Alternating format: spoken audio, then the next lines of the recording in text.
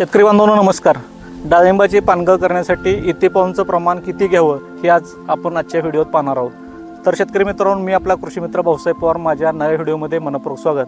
शेतकरी बांधवांनो, डाळिंबाची पानगळ करत असताना आपल्याला इथेपॉन वापरतो. बरेच शेतकरी चुकीचं प्रमाण वापरतात, त्याच्यामुळे झाडाच्या काड्या जळून जातात, त्याच्यामुळे आपल्याला काही दुष्परिणामास सामोरे जावं लागतं. तर शेतकरी बांधवांनो, आपल्याला डाळिंबाची पानगळ करत असताना जास्तीत जास्त हा ताण नॅचरल द्यायचा आहे. जेवढं तुम्ही नॅचरल ताण देणार तेवढं झाडासाठी ते फायदेशीर राहणार आहे. तर शेतकरी मित्रांनो, डाळिंबाची पानगळ करत असताना जर तुमच्या डाळिंब झाडाची पानगळ ही 30 ते 40% झालेली असेल नॅचरली, तर त्यावेळी आपल्याला इथेपॉन 2 मिली प्रति लिटर घ्यायचं आहे.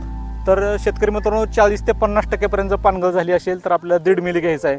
आणि 50 ते 60% झालेली असेल तर आपल्याला 1 मिली घ्यायचं आहे. 60 ते 70% जर पानगळ झाली असेल तर आपल्याला अर्धा मिली प्रति लिटर इथेपॉन घ्यायचं आहे. आणि हे इथेपॉन घेत असताना त्याच्यामध्ये आपल्याला 0.5234 प्रति लिटर 5 ते 10 ग्रॅम प्रमाणापर्यंत घ्यायचं आहे. कारण त्याच्यामध्ये फॉस्फरस आणि पोटॅश असल्यामुळे पानं लवकर लिप ड्रॉप होणार आहे. तसेच आपल्याला त्या ठिकाणी चांगल्या प्रकारे पानगळ होण्यासाठी त्याच्यामध्ये आपल्याला क्युराक्रॉन सुद्धा घ्यायचं आहे. तर शेतकरी मित्रांनो, पानगळीसाठी जे आपण इथेपॉन वापरतो तर इथेपॉन चांगल्या कंपनीचं वापरणं सुद्धा तितकंच महत्त्वाचं असते.